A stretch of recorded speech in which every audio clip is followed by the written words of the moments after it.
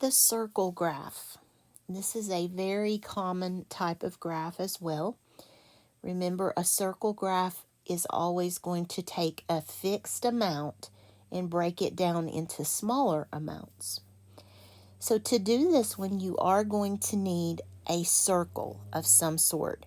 You can trace a quarter, you could trace a coffee mug, anything that will fit in this space. But I need you to draw a circle. All right, because that's a circle graph. That's what we're drawing. And to do this one, we are going to budget a $2,000 paycheck. Okay, so we're going to figure out if we have $2,000, how would we spend that paycheck?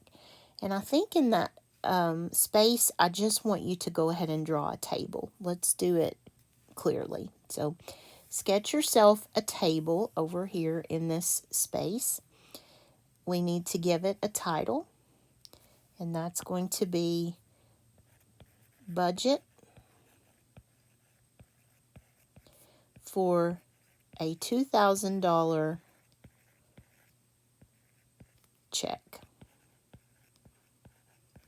So you get your paycheck and you're going to budget it for the month or whatever period you're working on here. And we have 4 categories of expenses. And notice I've put in 5 rows. I want that last row to be a total. So the first column, let's go ahead and build the column in, is rent, food,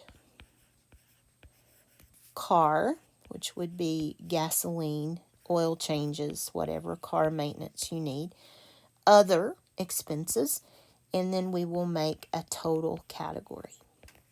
If you have a math problem or a science problem with a lot of numbers, try making a table, and that will help you organize your information.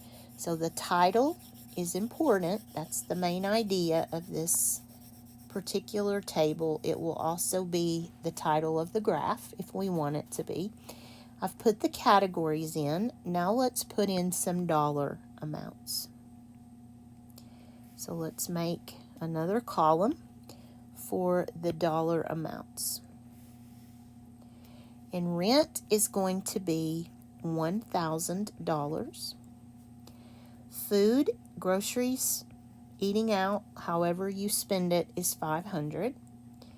Car is $250, and other is $250. This could be medicine, pet food,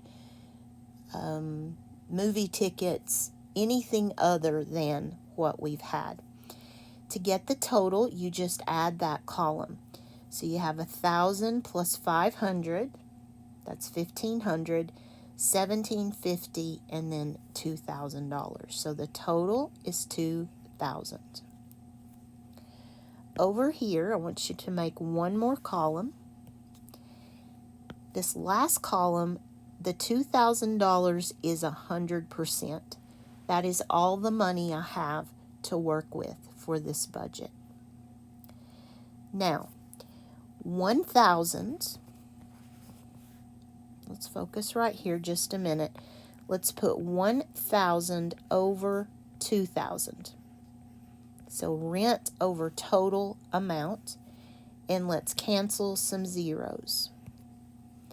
So 1,000 is 1/2 of my paycheck. That is 50%. 1/2 is 50%. So let's assign a color to this one. I'm going to use green for rent, because I have to make a category on my circle for this rent section, and it will be half of my circle, or 50%.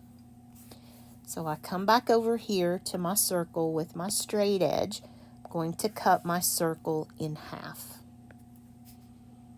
So divide it in half, and go ahead and color it. If you're coloring, let's do green, because that is the amount for the rent. So 100% is my whole circle. Half of it is going to be green for rent. That's 50% of my paycheck going for rent. And right now, rent for $1,000 is not going to get you a very big house. But this is your rent. It is 50% or 1/2 of the circle. If you can't remember your percentages, what is 1/2 of $1? That's 50 cents. So 1/2 is 50%. Okay, to figure the food, let's put the 500 over the total. So 500 over 2,000. Cancel you some zeros. And 5 goes into 5 one time, 5 goes into 20 4 times. So 500 is 1/4 of my paycheck. What is 1/4 of $1? There are 4 quarters in a dollar. 25% is 1/4. And I'm going to color this one purple. This is my favorite part. I'll do a graph any day if I get to color it. And I happen to love graphs. I am dyslexic, and so reading is difficult for me. If you put numbers in graphs, I've got it. Okay, so let's come over here and let's go ahead and draw in a quarter section for this graph. Right about there. Well, let me get it straight, and I will color it that purple color. That represents 1/4 of my total circle, and that is my groceries food allowance for the month. Again, that's not a lot. If you break that up over 4 weeks, that's not a very big amount. So food, you would have to think about not eating out and buying groceries, cooking at home to stay within that budget. So we're getting there. All right, let's do the car budget. So we're going to say $250 over 2,000. Now this time, I can just cancel 1 0 because you have to take top and bottom at the same time. So we need to figure out how many 25s there are in 200. 25 into itself is 1 time. How many quarters are in $2? Well, there's 4 and $1, so $2 would be 8 of them. And I happen to know, just from doing this forever and ever, that this is 12.5%. Don't worry about that too much. Let's just go ahead and write it in there. Just trust me on that one. In your math classes, you will get to know why that is. But okay, so this one I'm going to highlight with orange. It's a very faint orange, but it'll work. So 12.5, that's half of 25. I need to go ahead and make one more division. I need to make 2 more sectors on my graph. And I'll write that word for you because that's an important word to know. A sector is a section. So this graph has 1, 2, 3, 4 sectors. And I'm going to call this the car sector. It's 12.5%. And that's going to get that nice pale orange color. So here is the car sector.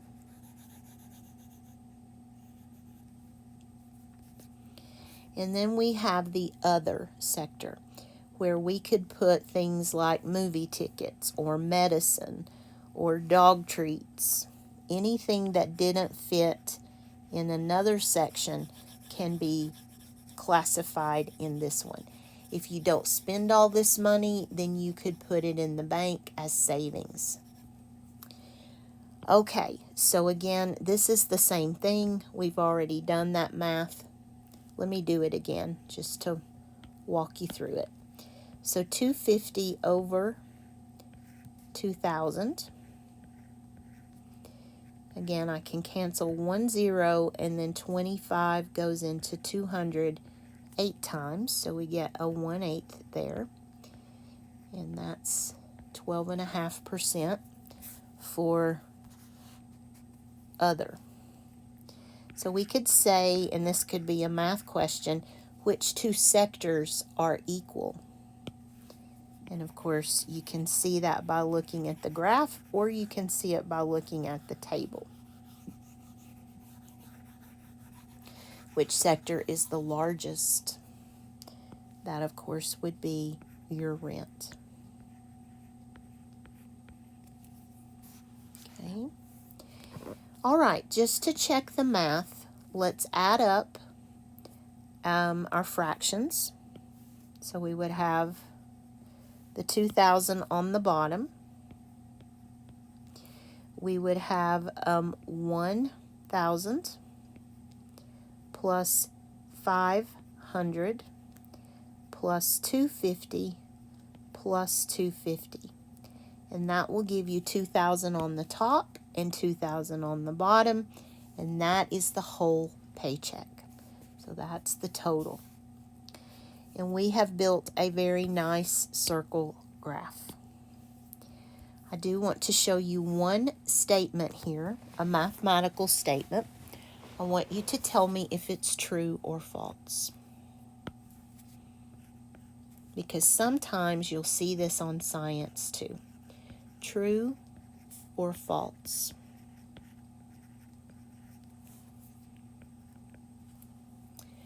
Food plus car is greater than rent. Is this true or false? Well, food is 25%. Car is 12.5%. And we're claiming that that is greater than 50%. So I would need to add the 25 and the 12.5. And that would give me 37.5. Is that greater than 50? No. This is a false statement. So sometimes with these graphs you can get the greater than, less than questions, and that would be an example of how to find that answer. I happen to love circle graphs. One other thing I want to point out to you is if you add up these percentages, they should always total what? 100. Because 100% is the whole pie, the whole pizza. And we're just dividing up that whole fixed amount into sections based on our categories. But it has to balance mathematically. That's very important.